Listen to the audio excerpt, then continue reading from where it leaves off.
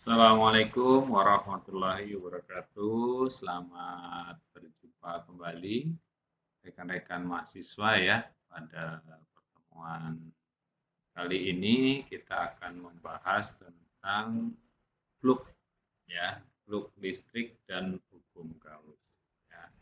Sebagaimana yang sudah saudara sekalian pelajari bahwa ketika kita bicara tentang satu medan listrik ya yang dipancarkan dari muatan positif itu katakanlah ya ini, maka garis medan dari suatu medan listrik dari sumber positif itu adalah menuju ke keluar ya. Nah, ini medannya.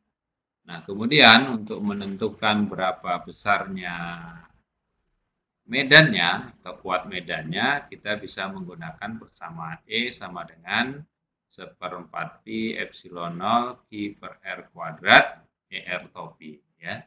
Yang mana kemarin kita sudah bahas bahwa ER topi itu adalah unit vektor arah medan. Nah, ternyata untuk medan listrik itu jika kita punya dua buah muatan, ya, yaitu misalnya muatan positif dan muatan negatif, begitu, maka garis medan dari dua buah muatan yang sama besar, tetapi berbeda jenis, itu akan terjadi interaksi, ya, medannya akan keluar dari kutub positif menuju ke kutub negatif, ya. Nih, keluar dari positif menuju ke negatif ya. Namun jika muatannya sejenis ya ini, maka garis gayanya itu akan saling tolak menolak begitu ya. Misalnya muatan positif dan muatan positif ini nggak akan pernah bertemu ya. Karena apa? Karena muatannya adalah sama jenisnya. Nah, itu. Jadi dari sini membuktikan dengan garis medan listrik ini bahwa muatan sejenis itu tidak akan pernah bertemu begitu ya, saudara sekalian ya. Nah, selanjutnya dari definisi garis gaya tersebut, kita juga bisa menentukan yang namanya fluk listrik ya, yang secara definisi fluk listrik itu adalah jumlah garis gaya yang melalui suatu permukaan. Nah, misalnya ini. Misalnya kita punya ini ya, punya garis gaya ini ya. Kita lihat ini. Nah, ini saya hapus dulu biar Anda enggak bingung ya. Nih, ini ada satu garis medan ya yang arahnya ke sisi kanan atas gitu ya. Yang mana besarnya itu adalah E. Ya. Kemudian saya membuat satu lingkupan tertutup, ini lingkupan tertutup. Nah, yang luasnya adalah S gitu ya permukaannya. Maka ketika kita mendefinisikan fluk listrik itu adalah jumlahan garis gaya yang melalui satu permukaan, maka kita harus menghitung ya dalam kasus ini, dalam gambar ini mana yang bisa dihitung ya ini ya, ini masuk, ini masuk, ini masuk, ini masuk. Sementara yang ini tidak, dan ini tidak. Kenapa? Karena tidak masuk dalam lingkupan S, ya.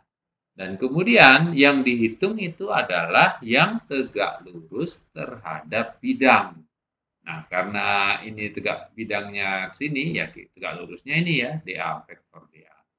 Maka kita bisa mendefinisikan fluk listrik itu sebagai jumlahan garis gaya, artinya integrasi dari keseluruhan E dot dA. Ini ya. Yang mana dA itu adalah vektor elemen luas yang harus tegak lurus pada permukaan bidang. Sementara dA itu sendiri apa? Vektor normal dikali dengan dA-nya. Nah, ingat bahwa kalau kita proyeksikan ini ya, misalnya saya tarik garis lurus ini, ketemu dia di sini, maka akan membentuk sudut di sini, ya. Maka proyeksi E terhadap garis normal, ya, itu adalah perkalian titik. Ya, ini saya bawa ke sini ya. Ini ada luasan DA. Kemudian ini kita proyeksikan ke sini, vektor normal, maka E dot N. Gitu, ya. Nah, dalam hal ini, karena proyeksi E terhadap bidang normal, ya tentu kita bisa menduganya sebagai E cos theta. Ya kan gitu ya. Maka persamaannya menjadi seperti ini, saudara sekalian. Ya. Nah, flux E integral E dot dA sama dengan integral E dot NdA atau dalam hal ini E cos dA. Ingat bahwa flux ini adalah besaran skalar. Ya, flux ini adalah besaran skalar. Jadi hasilnya berupa nilai, begitu ya. Oke. Nah, andaikan, nah ini ya, andaikan saja Anda dapat membuat satu lingkupan, ya, karena tadi dikatakan bahwa lingkupannya itu harus berupa bidang tertutup, begitu ya, yang luasannya itu adalah S. Maka kalau saya punya muatan sumber, katakanlah Q, yang memancarkan ke segala arah dalam koordinat bola, ya, E-nya, maka tentu saya bisa membuat satu lingkupan. Katakanlah ini, saya buat garis putus-putus ini merupakan lingkupannya. Ya. Ingat, karena dia bola, tentu Anda bisa menebak vektor normal bola itu kemana arahnya. Ya, tegak lurus terhadap bidang bolanya ya. Otomatis ke semua arah pun N-nya pasti sejajar dengan E. Itu kalau itu. Ya, maka kita bisa definisikan fluknya itu sebagai integral tertutup S E dot NdA atau dalam hal ini seperempat pi epsilon 0 Q per ER topi dikali dengan N topi. Nah ini dA-nya ini adalah dA bola ya. dA bola itu sendiri R kuadrat sin theta d theta d psi. Ya ini dA-nya. Nah, mohon maaf. Nah, karena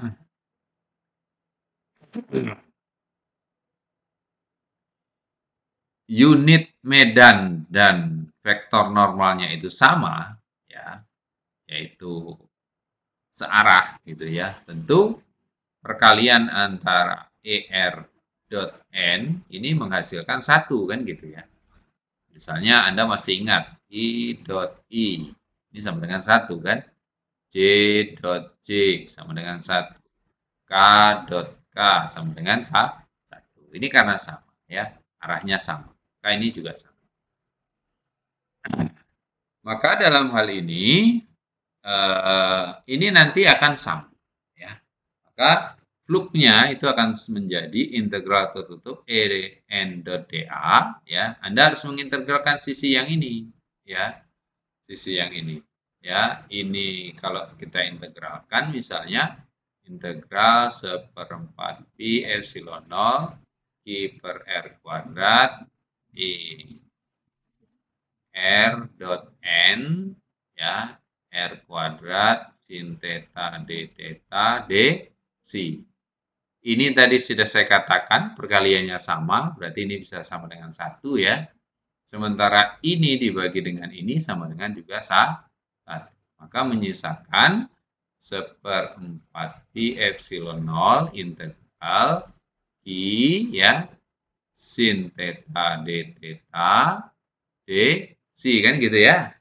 Ingat, d psi ini berapa? Ya, 360 derajat ya. 0 sampai dengan 2 pi. Sementara tetanya ya batasnya 0 sampai dengan pi. Nah, ini ya. Ini Q-nya juga Anda tarik ke depan juga nggak apa-apa ya. Q-nya di depankan. Maka kalau diintegralkan itu akan mendapatkan nilai ya 2pi yang belakang ini 2pi karena nggak ada ya. Yang di sini cos pi jadi 2 nanti ya. Jadi 4 di sini dikali 2 ya. Maka jadilah Nanti saya tulis di mana ya, di bawah ya. Q ya dikali dengan 4pi per 4pi epsilon 0. Atau dalam hal ini Q per epsilon 0. Kan itu ya. Nah, ini hasilnya. Gitu ya. Maka fluknya itu akan diperoleh Q per epsilon 0. Nah, ini mengindikasikan apa, saudara sekalian? Mengindikasikan bahwa ya ini ya sama dengan Q-nya. Ya. Jadi fluk itu adalah mengindikasikan kalau Anda mencarinya itu akan mendapatkan muatan yang dilingkupi atau disebut dengan Q enclosed-nya. Ya. Dan dibagi dengan epsilon 0. Ya.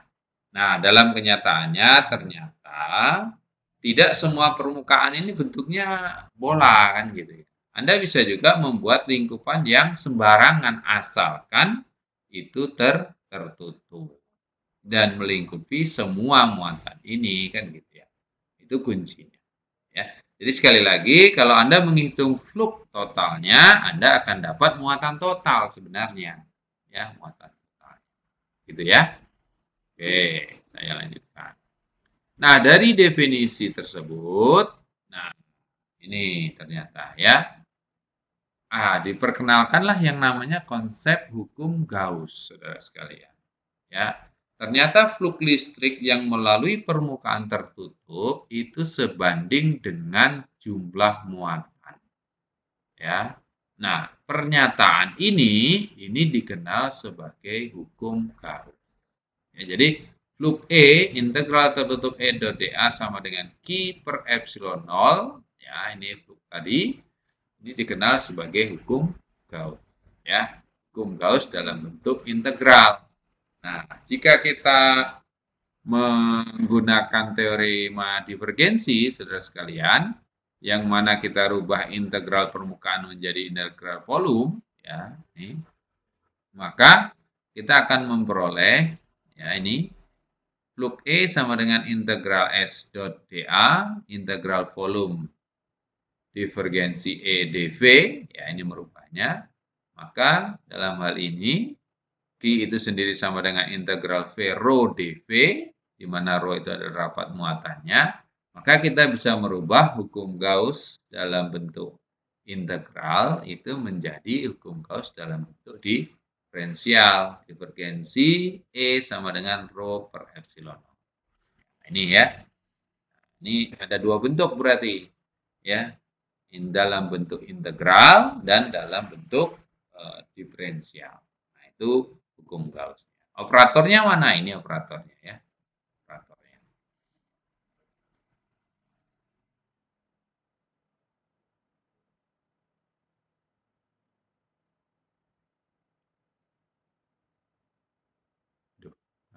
Nah, contoh misalnya. Contoh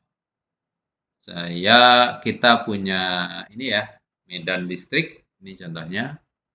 E sama dengan KR pangkat 3R topi dalam koordinat pola. Yang ini harus Anda perhatikan.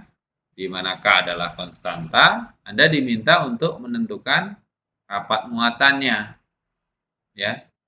Maka dengan cepat, karena yang ditentukan adalah rapat muatan, maka dari dua persamaan ini, Anda pasti akan pilih yang kedua, kan gitu ya.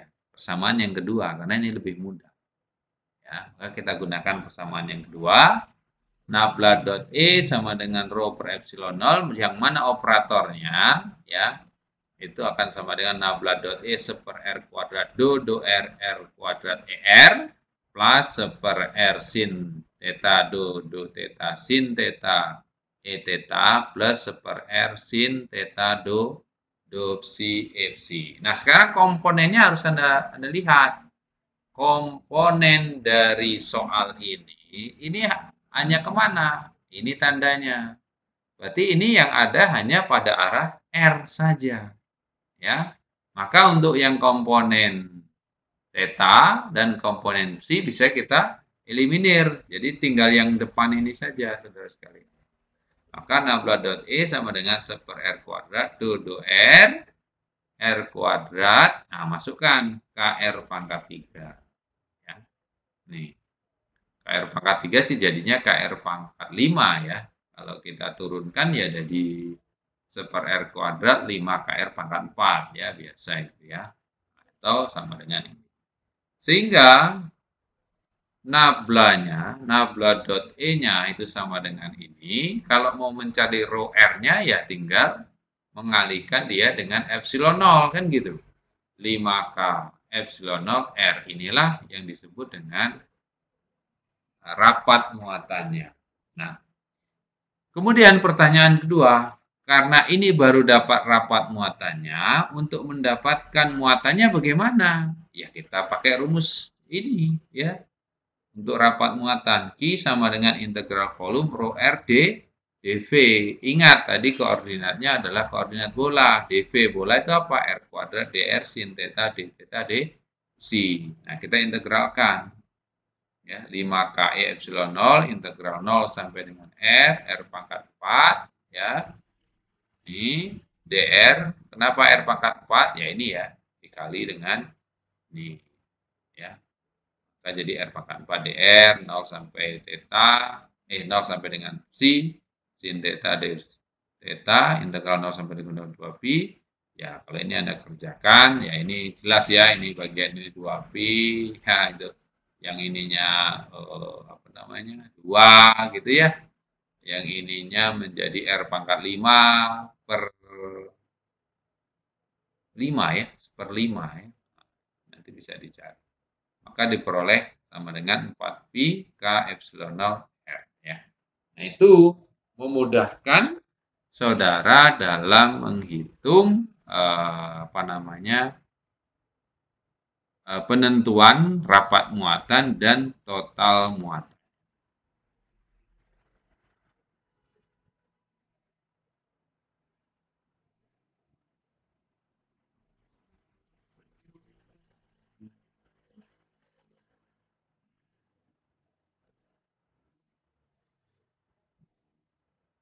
Oke, saudara sekalian, ya, saya kira itu pertemuan kita kali ini, ya.